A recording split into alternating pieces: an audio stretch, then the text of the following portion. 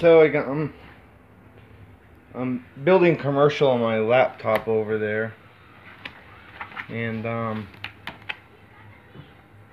I got these boxes in.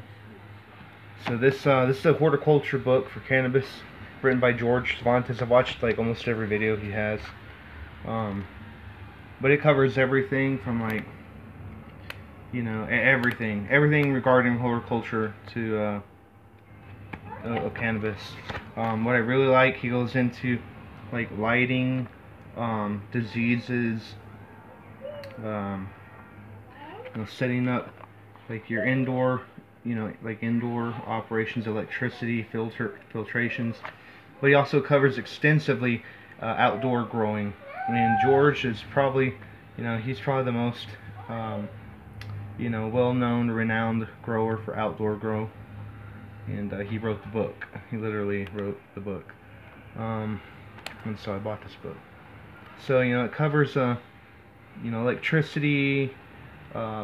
It goes very in depth in the nutrients and how the anatomy of the cannabis plant uptakes the nutrients.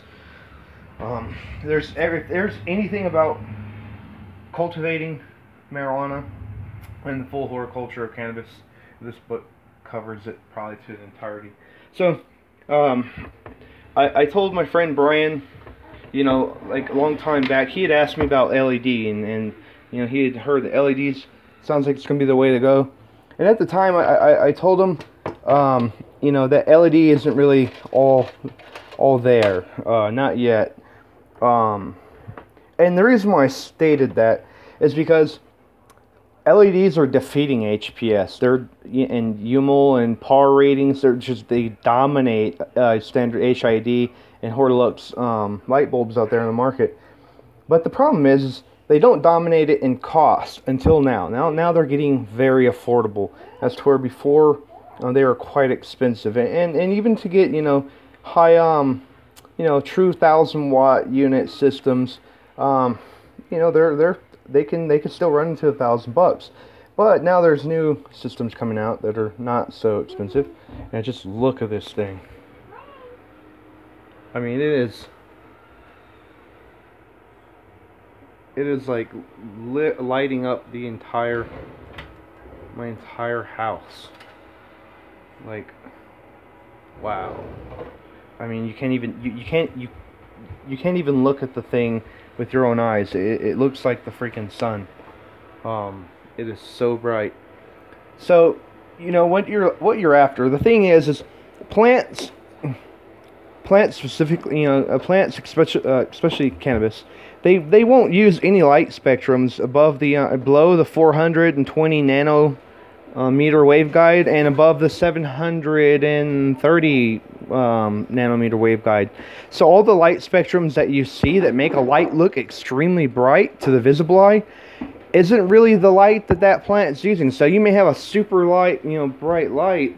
Let me turn this thing off because I am like deafened. I am like blinded and I don't know, not deafened, but wow, this is only a 600 watt, mind you. The photoactive radiation in the waveguide that these put off causes the photosynthesis of the plant to really be able to synthesize nutrient. When you have your water, your pH, and all your secondary nutrients, your calcium, magnesiums, all tuned in with your grow,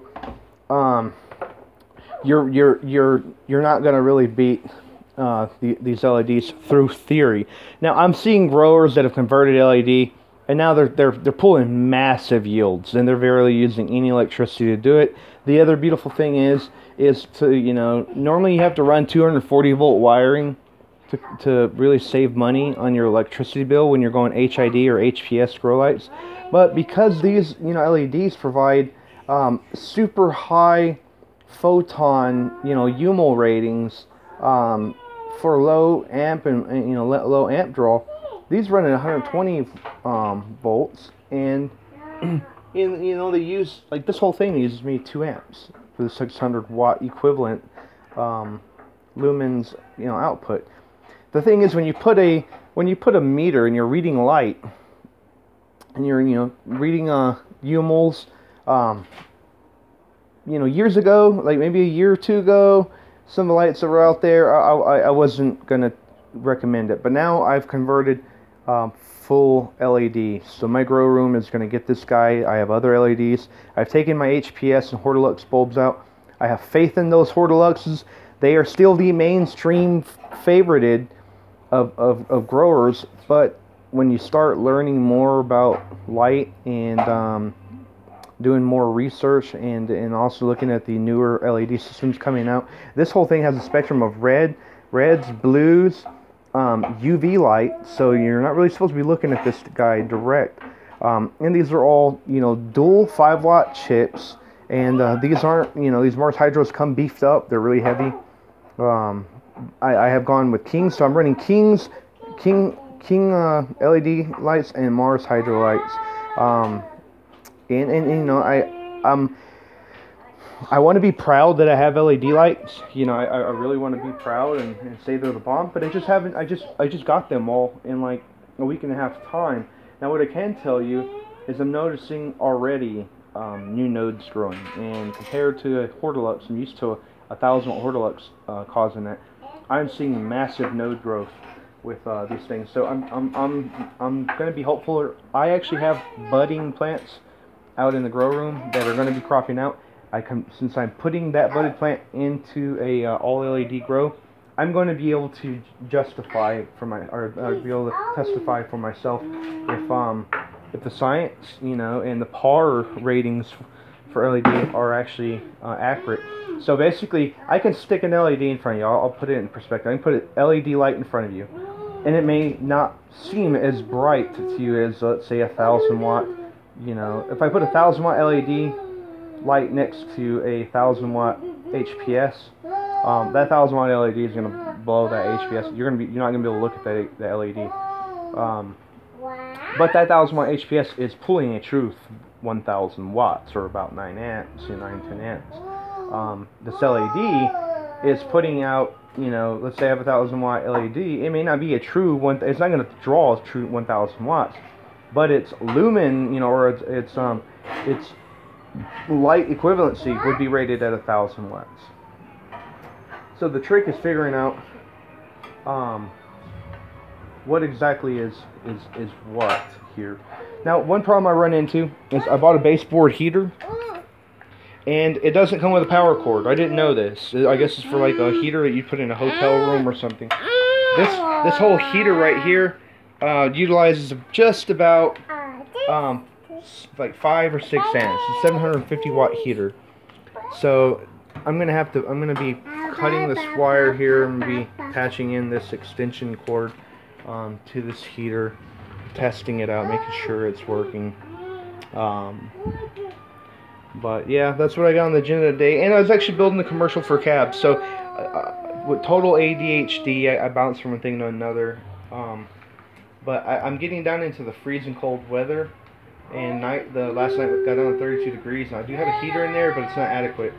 It maybe barely kept my plants alive, and I don't like that. So this guy's going to go in there. These are not too expensive. Well, actually, this is quite expensive, to be honest with you.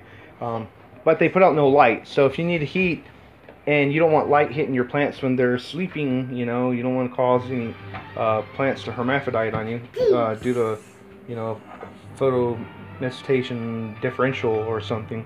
Then you don't want a light coming out of there.